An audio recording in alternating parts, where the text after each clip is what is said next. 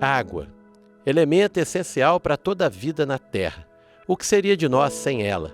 A água está em tudo, em nós, nos alimentos, nos alimenta.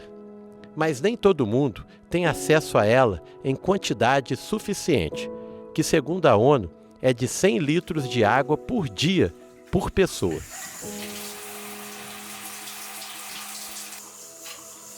A água é fundamental à vida, e à vida econômica, à vida das pessoas e dos animais. Porque uma coisa que nós devemos levantar, quem gosta da natureza, é que o direito à água é um direito para todo ser vivo. Então, cuidar da água é cuidar da vida. Então, é importante o envolvimento de toda a comunidade nas ações de preservação e uso racional dos recursos hídricos. A água também está associada a numerosas atividades econômicas. Então, onde há água tratada, há civilização, há desenvolvimento, há qualidade de vida.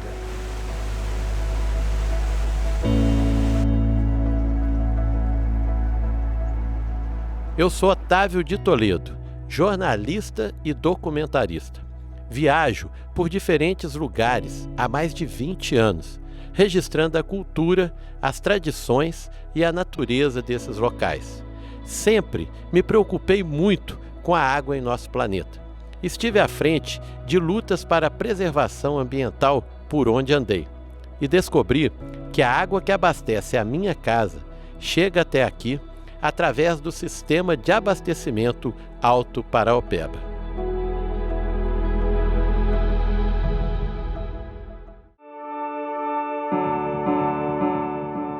O sistema Paraopeba responde por quase 50% do abastecimento da Grande BH. Nós estamos falando aí perto de 6 milhões de pessoas. Ele contempla 3 sistemas de reservação. O Rio Manso, o sistema Vargem das Flores e o sistema Serra Azul. Este sistema ele oferece água em quantidade e qualidade para a região metropolitana de Belo Horizonte em 55% e para Belo Horizonte 30%. Há uma particularidade que além da barragem nós temos também uma captação a fio d'água. É sempre bom que as pessoas entendam que quando se vai realizar a captação superficial, tem-se basicamente 2 alternativas. Ou capta-se diretamente do curso d'água, como o Rio das Velhas, que responde por outros 42%, ou reserva-se para que acumule água no período chuvoso para fornecer água no período de estiagem. São as 2 alternativas que tem.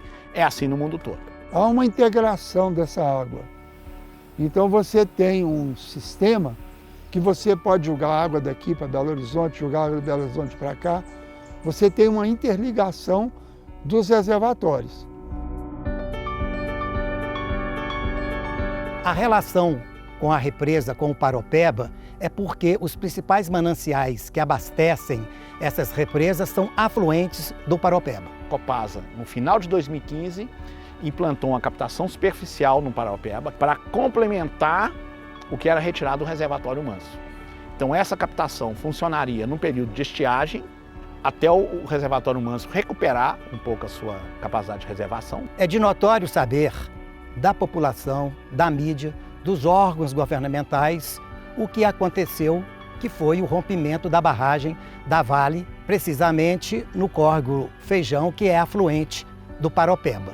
Mas, quando aconteceu isso, a Copasa imediatamente interditou a captação, a qual começamos a abastecer Belo Horizonte e a metropolitana através do reservatório.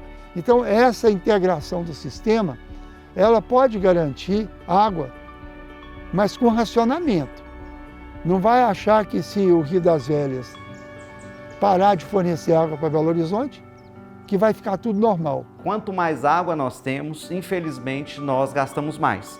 Então, quando a gente está numa região como Belo Horizonte, que tem um serviço de abastecimento de água, para toda a população, na sua grande maioria, há uma tendência de gastar um volume maior de água.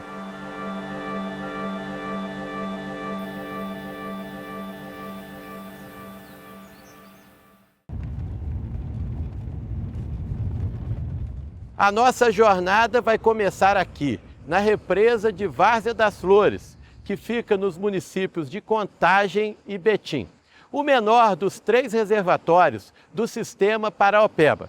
E o grande desafio aqui é frear a especulação imobiliária e diminuir os impactos que as 2 cidades grandes causam a represa.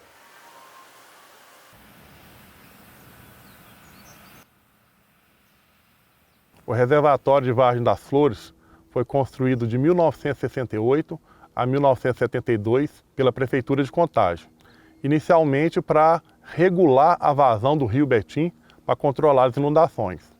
Porém, se viu aqui um potencial reservatório de abastecimento público, que foi adquirido pela Copasa em 1986 para garantir o abastecimento público da região metropolitana. De acordo com a resolução CONAMA número 357, a barragem Várzea das Flores ela é uma barragem de água doce, que é enquadrada na classe 3, que é uma classe que diz que a água daquela barragem ela pode ser usada para abastecimento humano após o tratamento, para irrigação, pesca amadora e para recreação por contato secundário. Então, ela é responsável pela segurança hídrica de mais de 500 mil habitantes.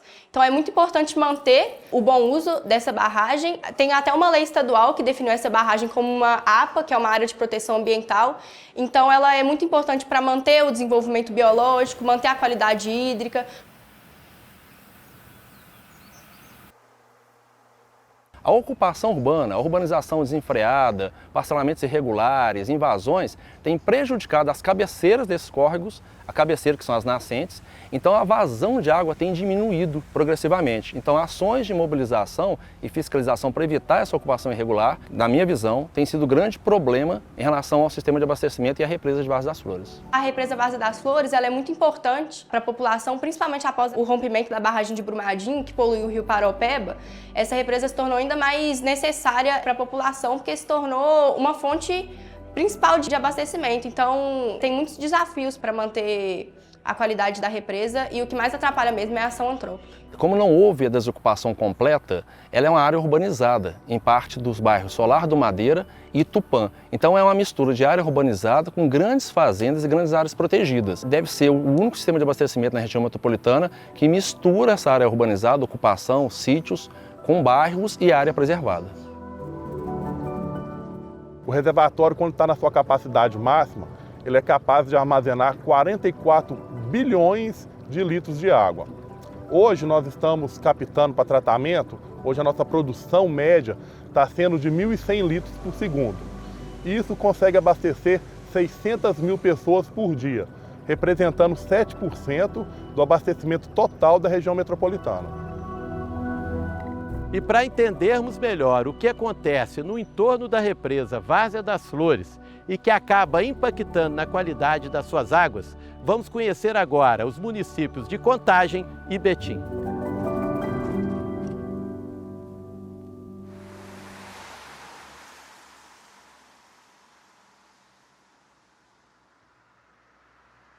Foi num ponto aqui nos arredores do centro de Contagem onde tudo começou.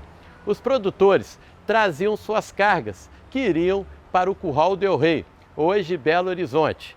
Na região, tinham muitas fazendas, que produziam de tudo, principalmente abóboras. Como a contagem das abóboras era feita por aqui, nasceu assim o nome da cidade.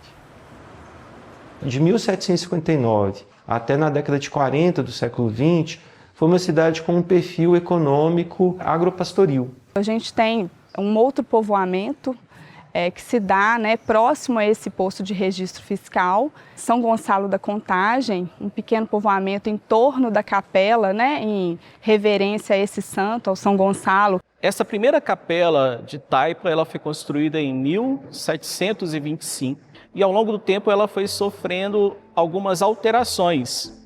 E aí um certo tempo com características bem barrocas, inclusive este retábulo veio da Igreja Nossa Senhora da Boa Viagem, tem marcas aí do rococó pelo retábulo e também do modernismo, das coisas mais modernas do tempo presente, tendo como referência também o Concílio Vaticano II.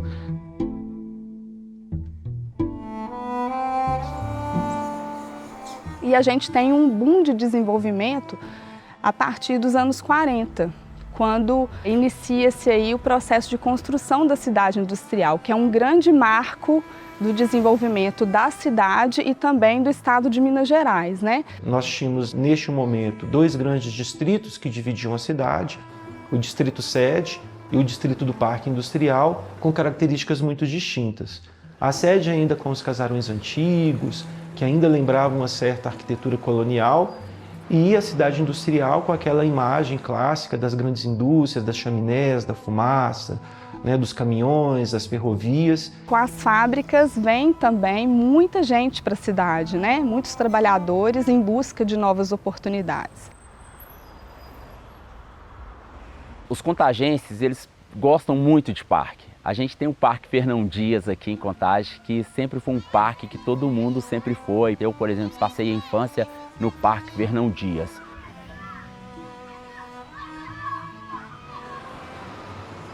Com o passar do tempo, Contagem cresceu muito, virou uma grande cidade, mas ainda abriga muitas manifestações populares, principalmente ligadas à fé e à tradição. Gastronomia, arte manual e a cultura afro-brasileira estão muito presentes por aqui.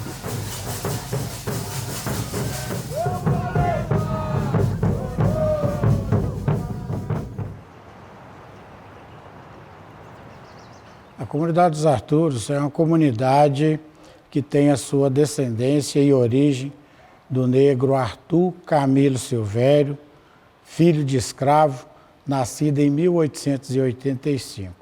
Arthur Camilo, após se casar com Carmelinda Maria da Silva, tiveram 10 filhos, através desses 10 filhos que se constituiu a comunidade dos Arturos. É uma comunidade quilombola urbana, onde convive num espaço sagrado, que é um espaço de resistência, de luta, de tradição, de cultura. Hoje, na sua 6ª geração, com uma população de quase 600 pessoas, mantendo várias tradições.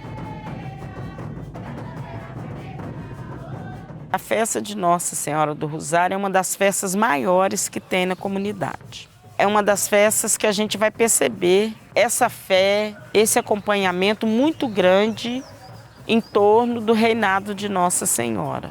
Nós fomos festeiros esse ano, que devido a um problema que a minha esposa teve de saúde, que ele sofreu um desgaste na bacia e ela teve que fazer uma operação. E no dia que a gente foi levar ela, desculpa, a gente tirou ela de dentro de casa, dentro do lençol.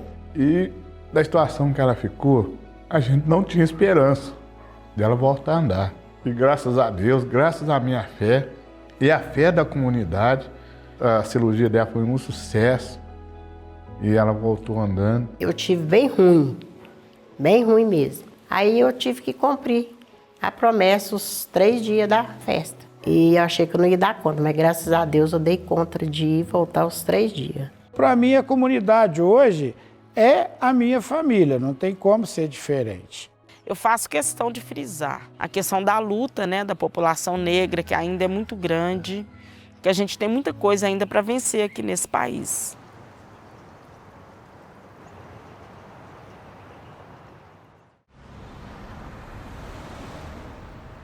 A história da Casa dos Cacos se confunde com a história do seu próprio autor, que é o seu Carlos. Ele chama Carlos Luiz de Almeida, ele foi um geólogo, nascido em Juiz de Fora. Então ele veio para Belo Horizonte jovem, trabalhou a vida inteira como geólogo.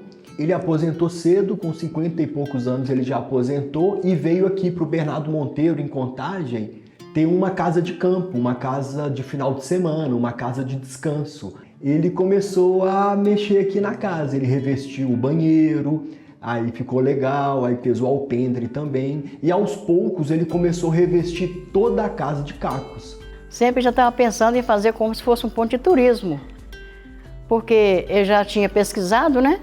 E que aqui no Brasil não tinha nenhuma casa de caco, então ele pôs na ideia de fazer uma casa de caco aqui. E cada dia que passava ele criava uma coisa diferente nela, sabe? Então a casa, com o tempo, de 63 a 89, foi completamente revestida de cacos. E aí se tornou, nos anos 80, um dos principais pontos de visitação aqui da história de Contagem.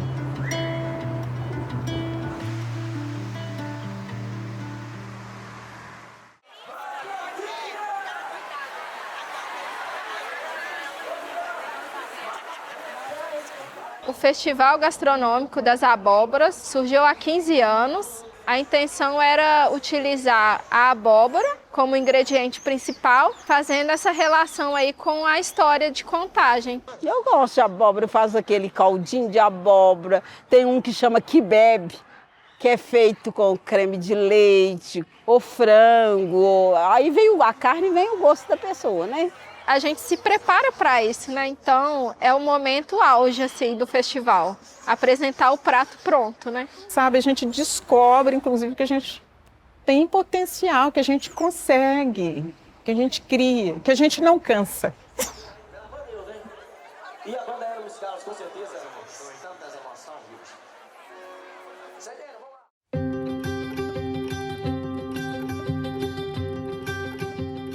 Foi aqui neste local que surgiu a primeira capela que deu origem ao povoado de Betim, local de passagem dos tropeiros que vinham de São Paulo com destino à Vila Rica, nossa hoje Ouro Preto. E foi o bandeirante Fernão Dias quem fincou pela primeira vez uma bandeira nessas terras.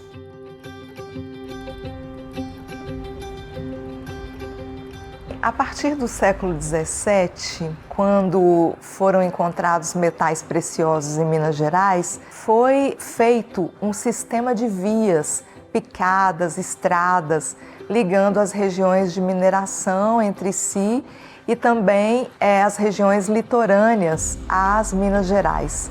Betim está justamente no caminho, na passagem desse ciclo minerador. Mais precisamente entre a vila de Pitangui e a vila de Sabará. O primeiro registro que nós temos documental é de 1711, que é a Carta de Sesmaria do Betim, que foi uma petição feita por José Rodrigues Betim para estar ocupando esse espaço que, segundo a carta, os documentos da época, já se falava que desde o final do século XVII essa família já ocupava esse espaço aqui.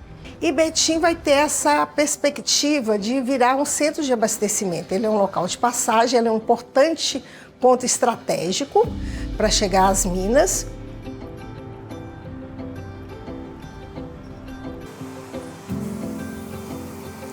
Isso permaneceu mais ou menos nesse perfil até 1910, quando então foi implantada a ferrovia, a estrada de ferro oeste de Minas. Vão começar a ser instalados as áreas comerciais, os equipamentos, né? Porque o trem que para nessa estação e a vida da cidade então toda vai ser desenvolvida para o lado de lá. E ela melhorou as condições de escoamento da produção da nossa região e atraiu mais produtores para próximo dos caminhos. Então isso fez com que aumentasse o arraial. Em 1940, nós começamos a ter as primeiras indústrias, que eram cerâmicas produtoras de refratários e também tínhamos beneficiamento da argila, das pedras, das areias. E este processo se intensificou a partir dos anos 1960, 1970, quando o território de Betim foi escolhido para ser um polo industrial. Então, primeiro chegou a rodovia Fernão Dias, que fez parte desse planejamento, foi inaugurada em 1959 e logo depois, em 1968, a refinaria Gabriel Passos da Petrobras foi instalada no nosso território. Depois, nos anos 70, nós vamos ter a implantação da Fiat, que vai ser o grande marco aí dessa questão dos distritos industriais de Betim. A Fiat vai vir e vai trazer várias outras indústrias satélites e Betim vai tornar-se aí um grande polo industrial da região metropolitana. Desde o tempo dos bandeirantes, essa gente nunca escondeu as suas raízes e sempre manteve as tradições. Povo guerreiro e de muita fé. Somente assim foi possível prosperar por essas terras, mas sem nunca abandonar a sua história, a sua memória. O Complexo Praça Milton Campos, ele está localizado na região central de Betim, na Praça Milton Campos, que é um espaço muito simbólico para a cidade. A cidade começa ao redor dessa praça, ele abriga alguns equipamentos culturais da cidade, abriga a Casa da Cultura, abriga o Teatro Municipal. Nós temos a Casa da Cultura, que é um bem tombado. No final da praça, já descendo para a Avenida Governador Valadares, nós temos a Caixa d'Água, que é um outro bem tombado. Aqui era o pouso dos tropeiros no século XVIII, que vinham de São Paulo para ir para Vila Rica. E aqui começou a ter a nossa capela, mas depois foi crescendo, transformou numa matriz, que foi aqui na Praça Milton Campos, ela era construída aqui, onde é a praça, e atualmente nós temos um monumento que faz alusão à grandiosidade da obra que era a matriz.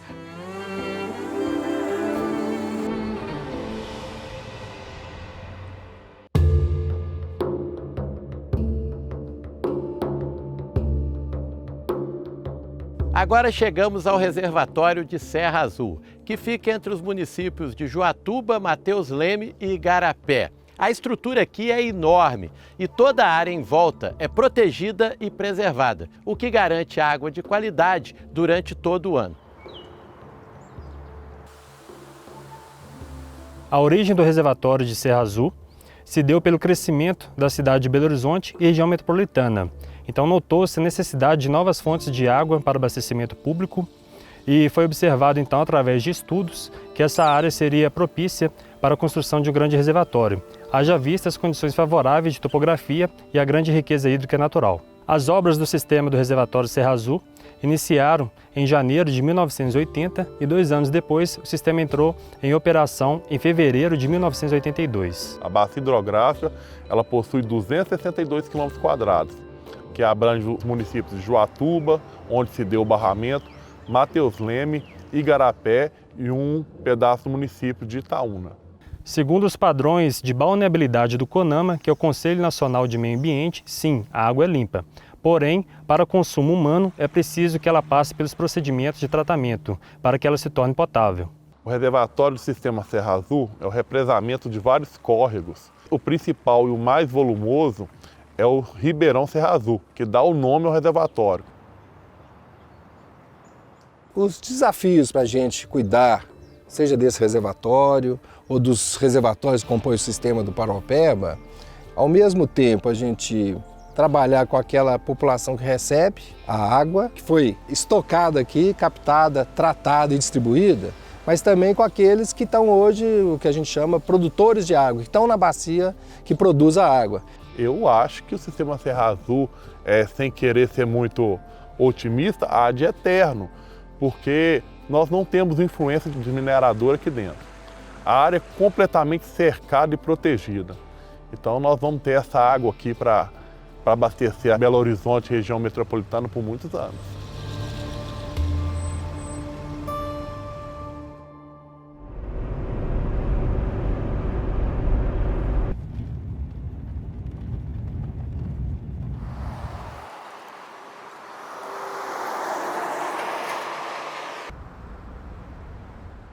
Esta é a praça principal da cidade. Fica bem no centro e é ponto de encontro de moradores e visitantes. Aqui acontecem diversas manifestações culturais. E outros traços da identidade popular daqui podem ser vistos nas benzedeiras, nas festas religiosas e na culinária. Inclusive aqui onde nós moramos, onde eu moro, com a minha família, era uma grande tribo que existiu até a chegada dos bandeirantes, que batizaram o lugar com o nome de planta, Sítio dos Juás ou Grande Juá, Joatuba. Desde quando começou a ser povoada, foi um entroncamento de caminhos, que é demarcado até hoje, pois é cortado por 2 rodovias, a MG 050 e a BR 262.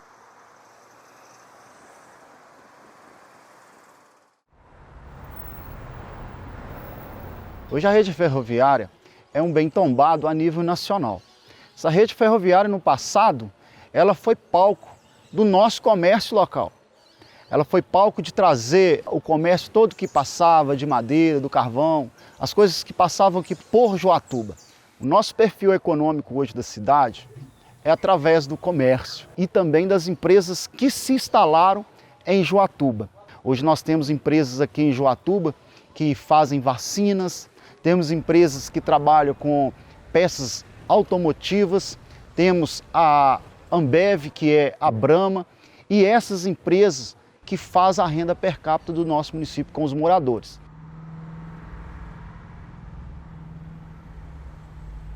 eu destacaria o papel das benzedeiras, que foi um trabalho de registro, de resgate dessa tradição.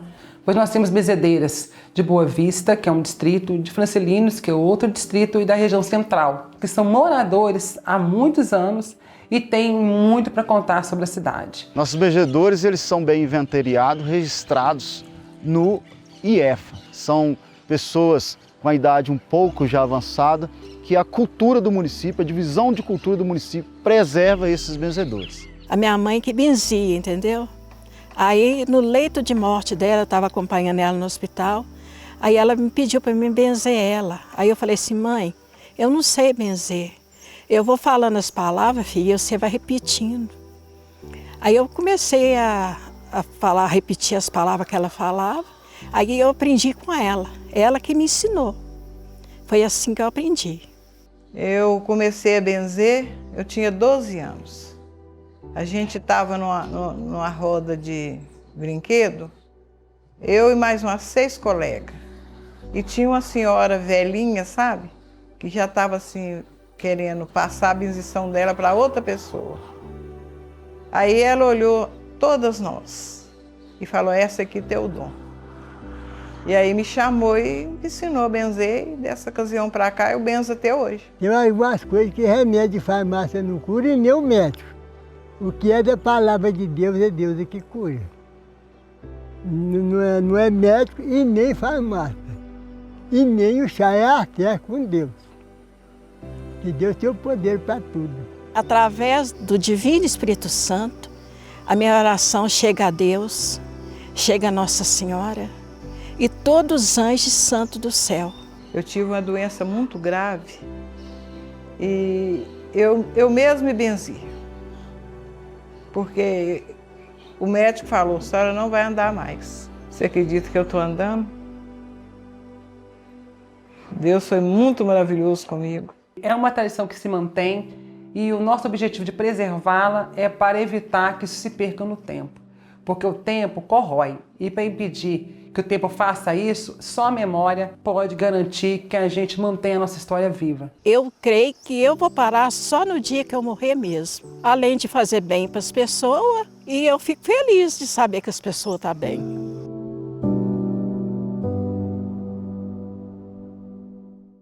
Uma das reservas naturais mais importantes do sistema Paraopeba é a Serra do Elefante, que fica aqui, entre Mateus Leme e Joatuba. Só que ela corre sérios riscos por causa da especulação imobiliária e, por isso, merece toda a nossa atenção.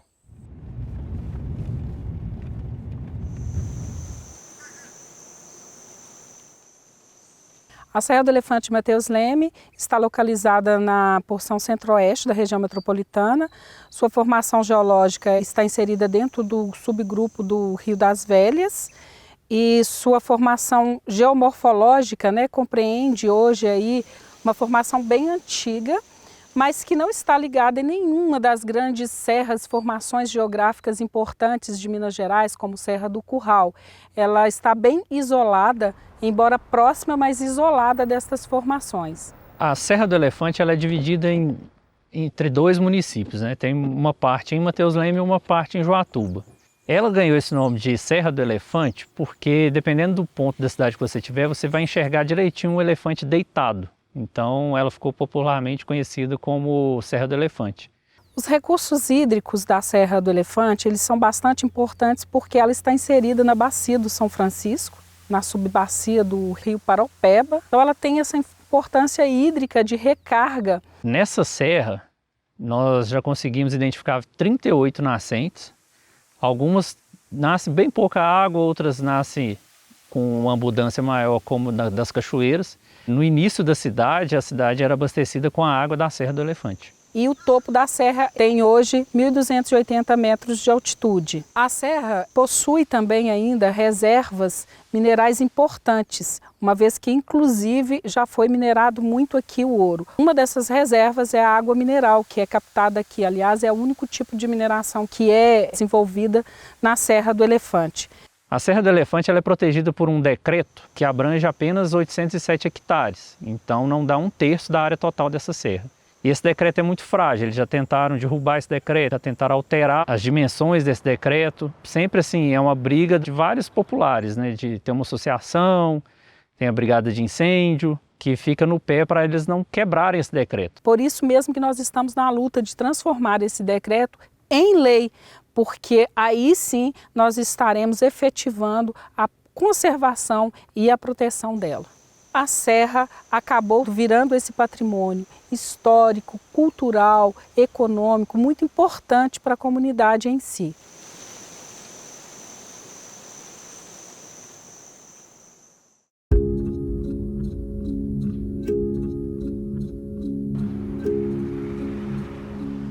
Os relatos que a gente tem é que uma expedição dos bandeirantes, saíram de São Paulo, vieram para cá.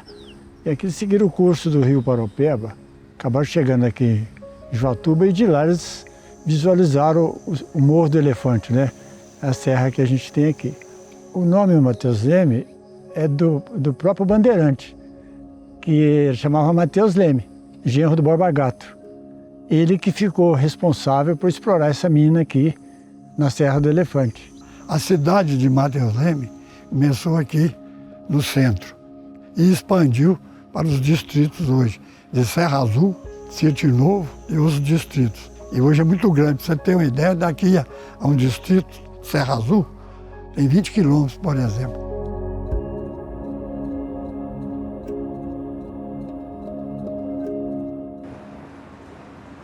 Mateus Leme teve seu desenvolvimento maior após a emancipação do distrito de Joatuba, que ocorreu em abril de 1992. Lá era instalada a maior indústria do município. E com a sua emancipação, Mateus Leme perdeu mais de 90% da sua renda. Passou por alguns anos de dificuldade financeira, vindo posteriormente várias indústrias de autopeças ligadas à Fiat. Com isso, teve um desenvolvimento maior, aumentou o comércio, indústria e também mineradoras, agricultura e a pecuária. E uma das atrações que nós temos aqui é a Igreja Matriz de Santo Antônio, construída pelo Elejadinho. Ela é toda de pedra. Foi iniciada em 1666, inaugurada em 1790. E também hoje, Mateus Leme, com suas festas folclóricas, culturais e religiosas, acaba atraindo muitos turistas e com isso traz renda e gira dinheiro no município de Mateus Leme.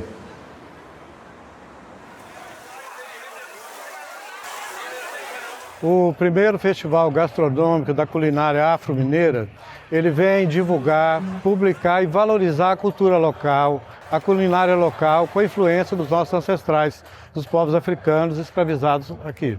E assim o município tem feito várias ações, como festivais, encontros e também juntamente com a Secretaria de Educação, fomentando a referência afro do nosso município em Minas Gerais e no Brasil. A influência da culinária africana na comida brasileira é muito grande e em Minas Gerais não foi diferente. Então aqui nós temos o quiabo, a costelinha, a canjiquinha com suã. Quando há um festival desse, é uma forma de divulgar e desconstruir um pouco desse racismo institucional, desse preconceito, da intolerância religiosa que há contra as tradições de matriz africana. Então isso é um momento muito importante para nós. Em Mateus Leme temos vários representantes da cultura africana. Capoeira, candomblé, umbanda, folia de reis, congadas, inclusive a cavalhada, que de certa forma tem uma influência também dos africanos, que são representados pelos mouros. A tradicional cavalhada masculina, ela tem mais de 100 anos que acontece no município. Ela acontece no mês de junho, geralmente no segundo final de semana, e junto a ela é comemorado a festa do padroeiro da cidade. São realizadas várias missas, procissões, shows pirotécnicos, também shows musicais. E a tradicional cavalhada, que acontece no sábado e no domingo, que retrata a luta entre os cristãos e os mouros. Ela foi tirada da cavalhada de Pirenópolis, em Goiás. Ela veio através do Xixico do Arrojo, ela veio para Mateus Leme e essa família deles sempre cercou a cavalhada para não deixar que ela caísse, né? Então tudo isso fez com que a cavalhada tivesse uma estrutura muito forte e não se dissolvesse durante os anos. Hoje ela tem 142 anos aqui, Para mim, Mateus Leme tem um privilégio muito grande de ter essa festa aqui, porque é poucos lugares que tem, né, a cavalhada. Para mim é o maior teatro a céu aberto que existe. No primeiro dia, existe a batalha entre os dois reis. O rei cristão se apaixona pela princesa, que é filha do rei Mouro. Isso faz com que essas batalhas fiquem um pouco mais acirradas, né? Aí chegando no final do primeiro dia, o rei Mouro rendido pelo rei cristão. E eles, em símbolo de paz, tiram as argolinhas, que eram o esporte da época, né? Aquilo ali num ritual de paz. A oportunidade foi minha de ser rei, aí eu falei assim, nó. Então assim, foi uma surpresa bem grande, né? Até principalmente pro meu pai, pra minha mãe, que são os que mais me apoiam, né? Já a encenação do domingo, que é o segundo dia da cavalhada, no domingo o rei Mouro se arrepende da paz que foi feita com o rei cristão e fala que ele ter roubado a princesa, que foi uma afronta a ele e que a batalha prosseguia ali. Então teve o segundo dia de batalha. Só que nesse segundo dia de batalha, a princesa já tinha se convertido. Então ela, no segundo dia de batalha, ela já era cristã. As vestes delas estão azuis. No primeiro dia a veste é vermelha, né, simbolizando cada castelo. E mais uma vez, o rei Mouro é derrotado pelo rei cristão, né, pelo exército do rei cristão, e essa parte é simbolizada a paz e é feita novamente a tiração de argolinhas. Do domingo, finalizando assim a cavalhada de Mateus Leme. Então eu acho que nunca pode parar, entendeu? Não pode deixar a tradição morrer de jeito nenhum. Porque como a festa é muito importante na cidade, é tradicional mesmo, então tem que continuar. É bem fácil perceber o amor que a gente dessa cidade emprega quando o assunto é preservar as suas tradições. Por isso, a gente sabe que se depender delas, essas manifestações culturais nunca irão desaparecer. A exemplo do que acontece no nosso próximo destino, Igarapé, para onde estamos indo agora.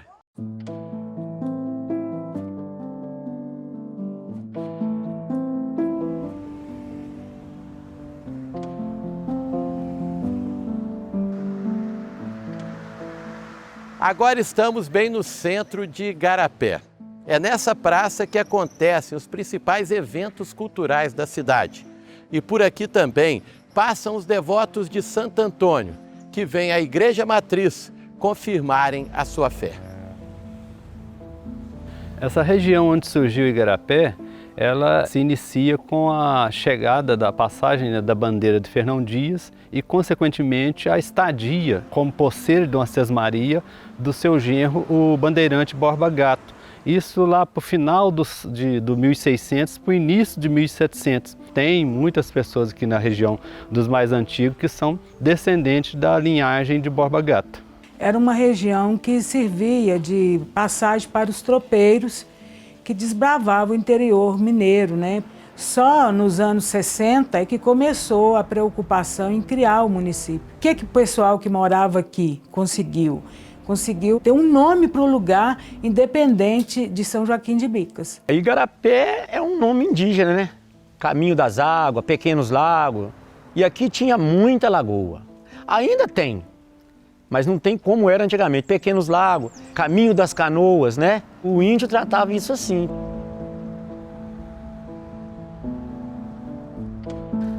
A Serra do Itatiaia-Sul, ela está localizada aqui na região metropolitana de Belo Horizonte e é uma divisa intermunicipal, né? O município de Igarapé, município de Itatiaia-Sul e município de Mateus Leme é que dividem a serra. Ela é uma sequência, né, do quadrilátero ferrífero, pertence à Serra do Curral, uma extensão da Serra do Espinhaço. Então a nossa região aqui tem muitos minerais, né, de boa qualidade. Portanto, nós temos diversas mineradoras na região. Então, essa formação de minério nessa altitude é que facilita geologicamente a formação dos lençóis freáticos dessa grande região. O solo de canga do mineral, ele facilita a água a entrar para a terra, que inclusive abastece, né, Belo Horizonte através do sistema Serra Azul, da Copasa. Esse sistema ele é importantíssimo. Eu acredito que nós de Igarapé, Itatiaia-Sul, Mateus Leme, nós temos esse dever social ambiental, econômico, de trabalhar com preservação daquelas nascentes lá, embora exista uma mineração intensa. Então é uma região muito importante para nós com a condição hídrica. Inclusive o nome da nossa cidade, né, se refere às nascentes que existiam, né, no passado e que hoje estão deixando de existir por conta da atividade minerária. Nós já temos o tombamento cultural, histórico, turístico da Pedra Grande em si, mas toda a serra ela é protegida, né, pela lei orgânica do município, além do decreto estadual da APE, Área de Proteção Especial, e também da APA Municipal de Igarapé. A segurança ambiental dos recursos hídricos aqui é de fundamental importância para continuar fornecendo essa água para a região metropolitana de Belo Horizonte.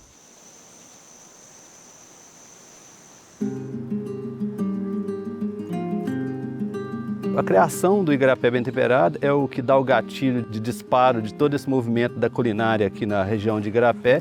Em 2005 iniciamos com o apoio da prefeitura, do comércio local, muito timidamente, mas ao longo do próprio processo de construção do festival eu fui aprofundando, fazendo uma imersão nessa temática e buscando mais conhecimento nessa área. Quando surgiu a ideia do Igarapé Bem Temperado, ele abriu as inscrições para quem quisesse apresentar as receitas. Aí eu corri logo, me inscrevi e apresentei a minha receita. Primeiro tem que ter amor pela cozinha, pelos ingredientes que você vai ali no quintal, colhe aquilo e leva para fazer. Mas o primeiro ingrediente é o amor. Você tem que ter pela cozinha. Durante o tempo que eu estou preparando, eu fico toda empolgada, sabe? Aí eu arrumo minhas roupinhas, minhas coisas, preparo os negócios direitinho. E na hora de apresentar, eu me sinto assim, sabe? Gente, é tão gostoso, a gente não sabe nem como avaliar. Mas eu amo fazer isso. Isso me faz tão bem, você nem imagina.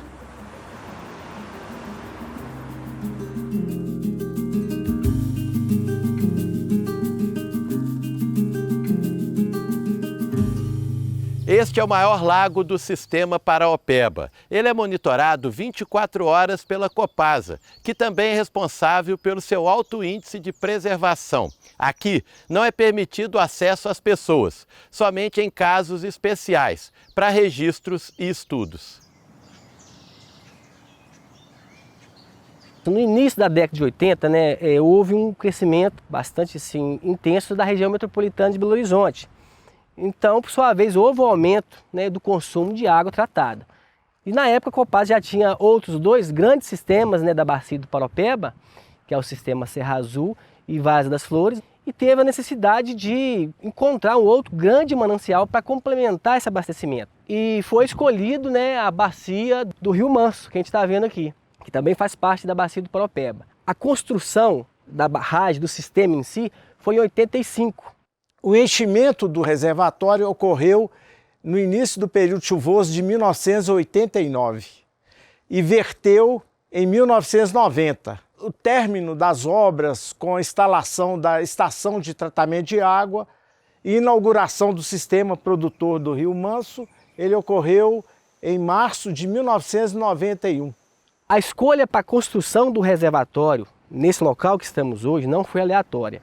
Por quê? Porque a bacia do Rio Manso ela está muito bem preservada. Os estudos da época mostraram que tinha muita cobertura vegetal, então tinha muita mata para segurar essa água no período chuvoso. E você tem um rio relativamente longo, extenso. Ele nasce em Crucilândia com divisa de Piracema e chega quase na foz do Paraopeba, em Brumadinho, onde estamos hoje. Então, com isso, você consegue reservar bastante água. Então, o Rio Manso chegando no reservatório, o Rio Veloso, o Córrego Grande. E com isso a gente conseguiu armazenar água em qualidade e em quantidade. O entorno desse reservatório abrange uma área de 92 quilômetros quadrados, ou seja, 9.200 hectares, para proporcionar a melhor qualidade da água. A mata ciliar ela tem uma importância muito grande para filtrar as enxurradas e não deixar o carreamento de sedimentos diminuir a vida útil desse reservatório. A represa ela não é aberta ao público porque a nossa prioridade da Copasa, é manter a qualidade dessa água para o abastecimento público. Esse é o nosso principal objetivo. Então, infelizmente, ela é vedada ao acesso ao público comum. O entorno da reserva, de 9.200 hectares, ele é ocupado por propriedades rurais que desenvolvem atividade na agropecuária, onde desenvolvem lavouras e criação de gado. E quando a gente observa no Google uma foto de satélite, é nítido a diferença entre a área preservada, que é toda verde, e a área de cultivo no entorno, que é muito claro, a gente vê nitidamente as áreas de pastagem ou de agricultura. Essa importante obra de engenharia garante a segurança hídrica para a população hoje e no futuro. E para conhecermos melhor esse local escolhido para ser a represa, vamos visitar os municípios de Rio Manso e Brumadinho.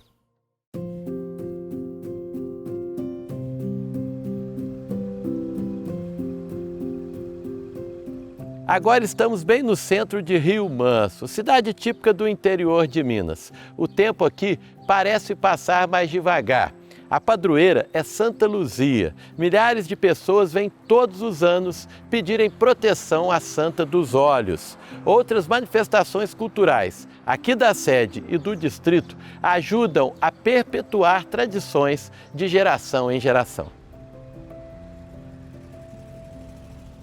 Rio Manso foi fundada porque aqui era passagem de imigrantes, de bandeirantes, dentre eles o principal Fernão Dias.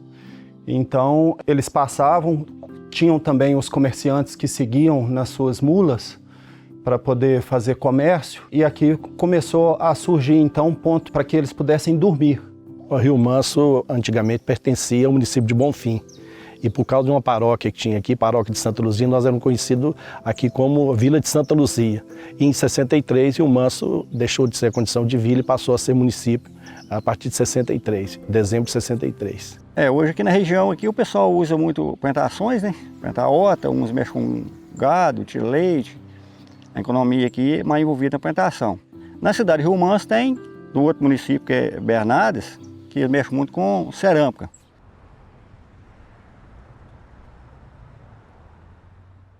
Bom, Rio Manso é uma cidade bem festeira e a gente tem várias manifestações culturais e festas populares aqui na cidade. Até porque nós temos a sede do município e temos várias outras localidades que também têm as suas festas tradicionais. A mais importante é a festa de Santa Luzia. Começa no 1º de dezembro e vai até o dia 13. É a festa onde a população toda se mobiliza. É barraquinhas, missas.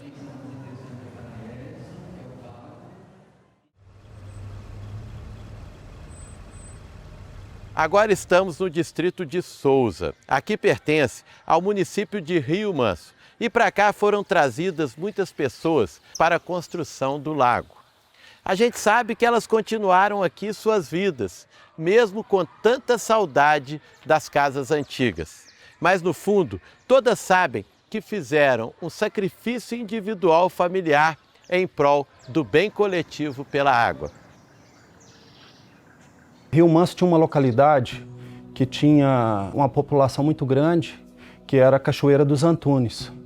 Lá produzia hortaliça, produzia mandioca e tinha também um ponto turístico muito famoso, muito conhecido, que era a Cachoeira dos Antunes.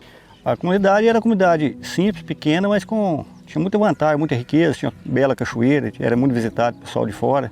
O comércio era bem assim, evoluído pelo tamanho da cidade, tinha muito comércio e todo mundo vendia muito. Era um lugar pequeno, mas de grande riqueza. Com a vinda da Copasa e a desapropriação, a Coprasa formou aqui 2 bairros, a Cachoeira dos Antunes, que doou lotes para os moradores lá desse bairro, dessa localidade, e o bairro Piqui também, no distrito de Souza, que hoje pertence a Rio Manso. A barragem começou por volta de 88, 89 e saíram dessa região aqui mais de 700 famílias. Rio Manso, a população diminuiu por causa disso. Teve um grande êxito de famílias que saíram da cachoeira e foram para outros municípios vizinhos.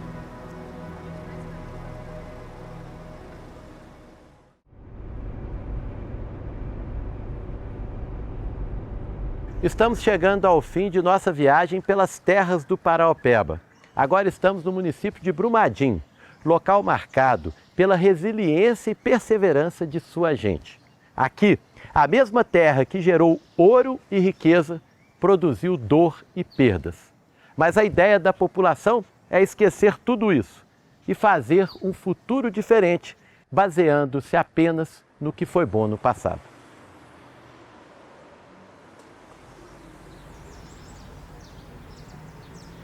A cidade, ela é muito posterior, ela é muito jovem ainda, né, que é a cidade de Brumadinho. Teve o seu início aqui em Piedade do Paraupeba, que foi a primeira vila com papel por Fernão Dias Pais Leme. Em 1910, mais ou menos, começou a construção do ramal ferroviário do Vale do Paraupeba. Nesse momento, com a construção da estrada de ferro, começou a surgir a cidade de Brumadinho, em torno dessa construção da estrada de ferro. A partir daí, Brumadinho se transformou numa região de mineração de ferro. Em 1938, essa cidade foi emancipada como município, deixando de pertencer a Bonfim, passando a ser o município de Brumadinho. Então, hoje a economia ainda persiste em ser a exploração do minério de ferro pelas mineradoras. Existem várias aqui, mas nós estamos revertendo tudo isso, né? Hoje nós temos inúmeras experiências onde a comunidade, algumas pessoas abriram suas casas para que as pessoas, os turistas tenham uma imersão nessa cultura, né? Levando para o Brasil e para o mundo essas experiências. Aqui na Cerâmica Raiz nós oferecemos uma vivência que consiste em visitar o local de extração da argila, que é bem próximo aqui. A pessoa retira um pouco da argila, eu mostro como é feito todo o seu beneficiamento e posteriormente nós convidamos ela para fazer alguma peça, seja no torno, seja em placa, à mão. Essa peça depois será queimada e entregue à pessoa. Então, um dos maiores polos ceramistas artesanais do Brasil está localizado aqui em Brumadinho, na Serra da Moeda, que a gente tem no distrito de Piedade do Paraupeba, vários outros vilarejos, e hoje são mais de 100 ateliês de cerâmica. Brumadinho ainda é um município relativamente bem preservado do ponto de vista ambiental. E ele tem muitas regiões que atraem pessoas de fora, turistas, né? Como na região serrana do município, onde está localizada a Casa Branca, onde é uma região de cachoeira, região muito bonita. Ela possui uma estrutura de pousadas e também de restaurantes, né? E fazer boas caminhadas na Serra do Rola Moça, né? Devidamente pré-agendado. Então isso é fascinante. E é possível também vivenciar, para quem gosta de uma boa aventura, tirar os pés do chão e fazer um voo aqui de parapente, sobrevoando toda essa encosta da serra e ver um outro olhar e um outro ângulo de Brumadinho.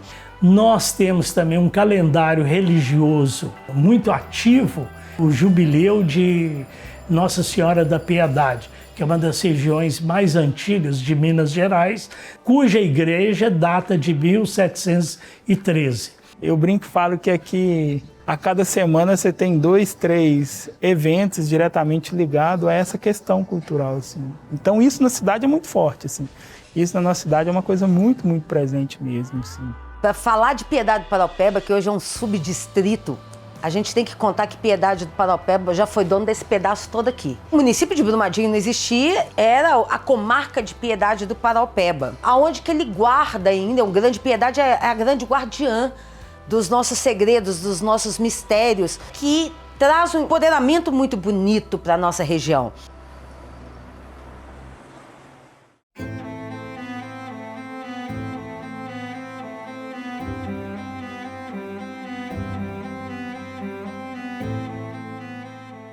O Iotim, Museu de Arte Contemporânea e Jardim Botânico, é um dos pontos mais importantes de toda a região.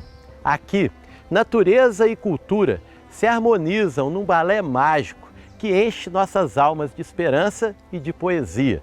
E mais do que isso, aqui é possível perceber que sonhos podem virar realidade. O Inhotim, ele não está pronto ainda, né? Então ele começou a ser pensado lá em 1986, de uma forma espontânea. Começou na cabeça do empresário Bernardo Paz. Em 86, a área central de Inhotim era a casa dele de final de semana. e ele começou a trazer obras de arte para o jardim. E o jardim foi ficando pequeno, e ele foi aumentando, comprando mais propriedade ao redor. E essa área foi crescendo, as obras foram chegando cada vez mais rápido, né? E a necessidade de construir jardins para abrigar essas obras, né? Jardins agradáveis, principalmente. E aí, nesse sentido, também o Inhotim se diferencia justamente por não ser só um museu a céu aberto, mas também por ter todo esse paisagismo que a gente pode perceber caminhando por aqui. E aí, algo muito interessante desse paisagismo é que o Inhotim ele não é um lugar de caminhos retos. Todos os caminhos aqui do Inhotim são sinuosos, têm formatos orgânicos. Então é um paisagismo muito marcado por uma influência do Roberto Burle Marx.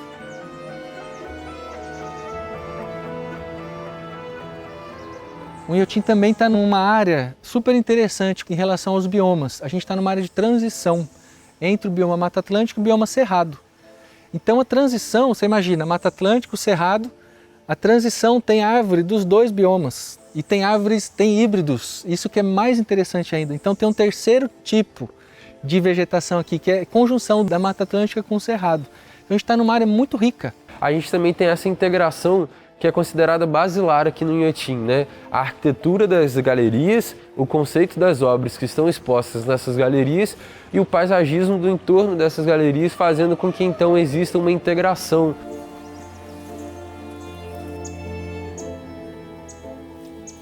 A gente está dentro do quadrilátero ferrífero, que é um dos locais que mais tem ferro no subsolo e no solo. A nossa RPPN, por exemplo, está em cima de uma jazida de minério de ferro. E a nossa intenção é poder usar essa RPPN para coletar semente, para fazer educação ambiental, para as pessoas verem a mata que cresce em cima de algum tipo de minério de ferro também. A gente pode dizer que é um acervo em constante dinamismo, que busca se atualizar.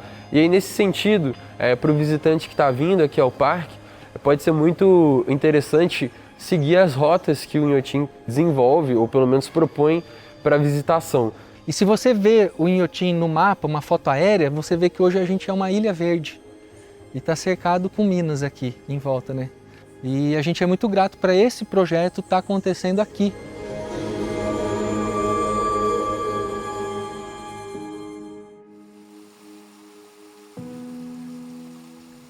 Ao final desse trajeto, que passa pelas 7 cidades, que abrigam as 3 represas do sistema Paraopeba de abastecimento de água, chegamos a algumas conclusões importantes. Vimos que a água de nossas casas é fruto de um esforço coletivo. Por aqui, o trabalho de preservação e a inteligência humana ajudaram a minimizar os impactos da estiagem. Os reservatórios se enchem de água e esperança no período de chuva, para garantirem a vida na época de seca. Porém, para que essa engrenagem funcione com eficiência, é importante a participação de todos. Salvar cada nascente que de forma resiliente ainda sobrevive à expansão das grandes cidades é uma missão coletiva. Nesse sentido, temos que poupar a água da poluição, poupar a água do desperdício, para que essas poupanças nos poupem de um futuro seco. A gente encerra esse documentário com a certeza de que cultura, água e ser humano são uma coisa só, um ligado ao outro, como os filhos à mãe. Afinal de contas, somos todos frutos dessa terra, o planeta Água.